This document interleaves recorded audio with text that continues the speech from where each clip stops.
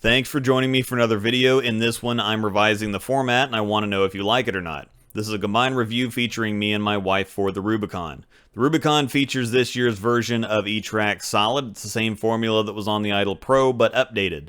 The real story is the new Rondure core, which has idle core numbers in 15 pounds of a 249 RG and an 052 differential, but it has a low amount of asymmetry with a PSA strength of 011. The idea was to try and mimic or replicate the effect of a low weight hole on a stronger symmetric ball, and initial impressions are very favorable.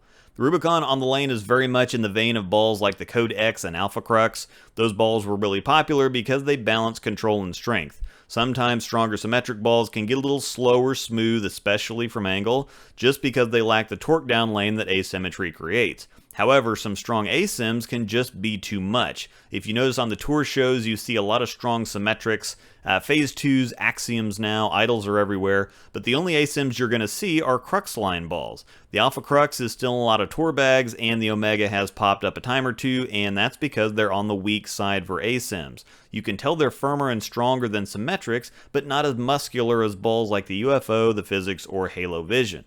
Angel still has a Code X, so that's what we're seeing here now. It's got a lot of traffic on it, so overall it's weaker and smoother than it was out of the box. Even then, the Rubicon is a bit more decisive than the X ever was, but you should be able to see the familiarity. I think ultimately the Rubicon has more definition or shape than the X or Alpha out of the box, but it's close enough that a layout tweak or probably just getting 20 to 30 games on it would really bring them all closer together. A ball is usually quite a bit quicker out of the box than it ends up being once you get some games on it. Comparison to the Axiom further drives home the difference between the Rubicon and another bigger core symmetric. The Axiom is pretty firm and torquey down lane for a symmetric, especially for a nano-based solid, but there's differences at the breakpoint between even a mild asim and a sim that are just hard to see on video.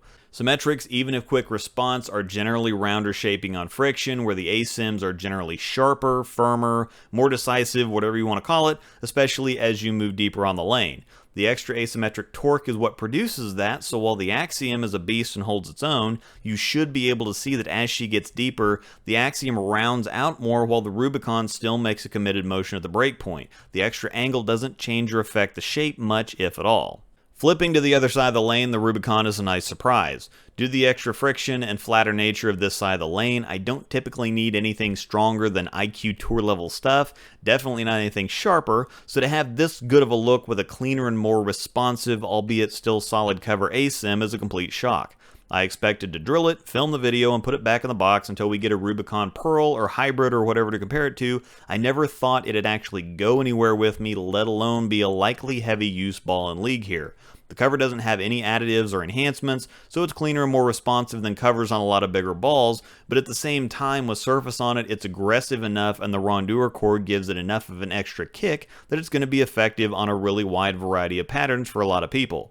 Compared to the Idle, it's hard to see the difference on video, but if you look closely, the Idle is earlier and rounder. The cover is quite a bit stronger, and the core has the same numbers but without the asymmetry, so it doesn't wind up quite as much. Now, as I get a little bit deeper, you should see the same things I mentioned earlier.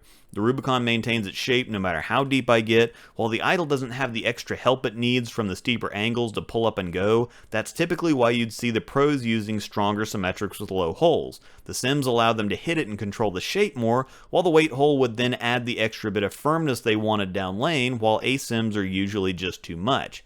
The Rubicon hits that gap and fills the void so that they can still have that look now that weight holes are banned. Looking at the Idle Pro, it has the 2019 version of the Rubicon cover, and you can see it's definitely quicker or more responsive than the Idle. It's closer shape-wise to the Rubicon, but again, the difference gets clearer and clearer the deeper you move on the lane.